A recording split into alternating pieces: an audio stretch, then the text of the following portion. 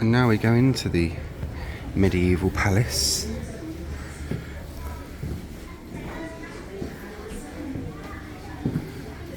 And these parts of the tower, as I said, was built by King Edward I and his father Henry III, both of whom have featured in our royals, tombs and what lies beneath videos.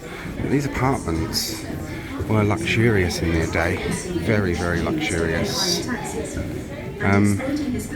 This little room I'm going to show you now is called a solar, and was a little antechamber where the royal family would sit and could be private. To get into this room you had to be the creme de la creme, because in those days palaces and homes didn't have passages and corridors. You had one room that led to another, and the nearer you got to the monarch's privy and private chambers or antechambers, the more important you were. Yeah, this little room is one of the antechambers. It's called a solar, and you can imagine in those days, with no riverbank, with no embankment down there, opening straight onto the Thames, and they were the court ladies, the Queen Edward I's wife and Henry III's wife, they would have, and then the kings themselves, they would have had good views up and down the river. Especially in the summer, it would have been a nice room to sit. And now we're going to enjoy some medieval music. Europe's famous tower, built over 700 years ago for the warrior king Edward I. Much of the Tower of London's appearance today is due to Edward and his father, King Henry III. Together they expanded the fortress and created an impressive new palace within it. As you explore the medieval palace, you will see how it might have looked in the 1200s. You might even bump into one of its royal residents. First, let us introduce you to their stories. Edward and his father Henry were descendants of William the Conqueror, the Norman Duke who invaded England in 1066. Edward and Henry were two powerful men, but two very different rulers. Henry was just 9 years old when he became king. He inherited a kingdom in crisis. The country was at war. Many lords, or barons as they were known, were in rebellion over high taxes and royal demands. Rebellion continued into Henry's reign, and he struggled to keep control. He took refuge here at the Tower during periods of unrest and civil war. Despite this, Henry managed to hold on to power and reigned for 56 years, longer than any other medieval king of England. He loved art and architecture and was very religious. He rebuilt Westminster Abbey into the magnificent church that stands today. Henry married Eleanor of Provence, and they enjoyed a long and happy life together. When Henry died, their firstborn son, Edward, inherited the throne.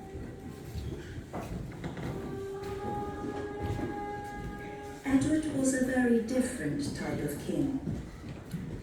He was tall and muscular, an advantage in war as his long arms meant greater reach with his sword. Unlike his father, he was strong and decisive, a warrior king. Edward used brutal action to win and keep power. He is often remembered as the Hammer of the Scots.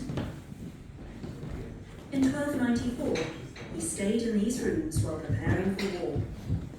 Edward also did much to reform the kingdom, setting up a long-lasting legal system and establishing a parliament that is still recognizable today. Edward married Eleanor of Castile when they were both teenagers. It was a political partnership and a successful marriage.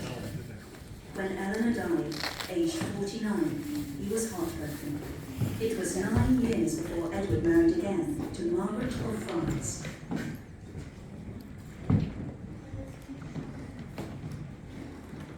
Kings and queens didn't stay at the Tower of London for long, as the royal court travelled around the country. However, castles were important symbols of royal power and wealth. William the Conqueror strategically sited the White Tower to dominate the city and control the river. Edward and his father Henry spent a lot of money adding to and improving the fortress. Henry strengthened the tower, adding an outer stone wall, reinforced by 11 new towers, including the Wakefield Tower and Lanthorn Tower. He also added a great hall, kitchens and stables. He and his family stayed in rooms along the riverside. Edward later added a second wall around the tower, defended by a vast new moat to make it even stronger. He also added the imposing new water gate below where you are standing now. Both kings increased taxes to pay for their building work. Edward built St. Thomas's Tower partly using money raised by forcing English Jews to pay higher taxes and exploiting his power over the Jewish community. Like kings before him, he also took advantage of the tower's position on the River Thames, taxing boats that carried goods into the city. Imagine coming up the river by boat and being confronted by this impressive new palace built out over the river, sparkling with gilded windows and brightly painted statues.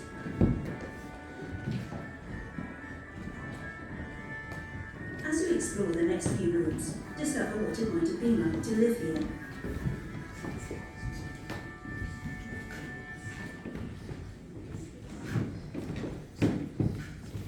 There we are. It tells you a little bit of that. And this is the great fireplace as it would have been. And this here is the outlet chute for a guardrobe, which was a toilet in those days, which would have emptied straight down into the We are in moat. St. Thomas's Tower, built over 700 years ago for the warrior king Edward I. Much of the Tower of London's appearance today is due to Edward and his father, King Henry III. Together they expanded the fortress and created an impressive new palace within it. As you explore the medieval palace, you will see how it might have looked in the 1200s. You might even find it one of its royal residents. First, let us introduce you to their stories. Edward and his father Henry were descendants of the England Honors, the Roman kings who invaded England in 1066. Edward and Henry were two powerful men, who were opposed as rulers. Henry was just 9 years old when he became king. He inherited the kingdom in crisis. The country was at war.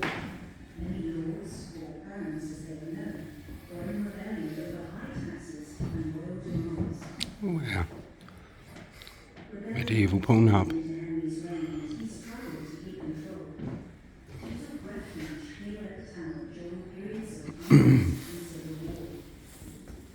Despite this, Henry managed to hold on to power and reigned for 56 years, longer than any other medieval king in England. He left an art in architecture. He was very religious. He rebuilt Westminster Abbey into the magnificent church that stands today.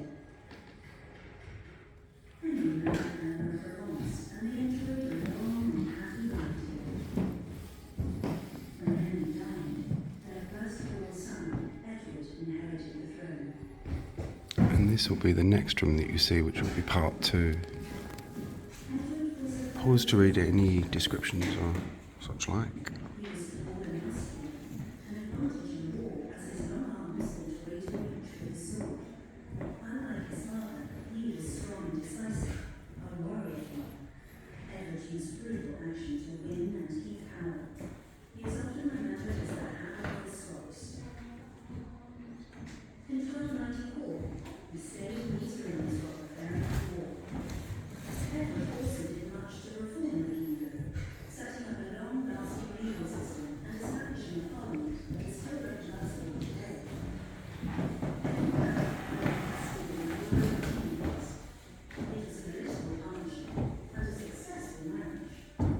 When Anne died, aged 49, he was heartbroken. It was 9 years before he married again to Margaret of Windsor.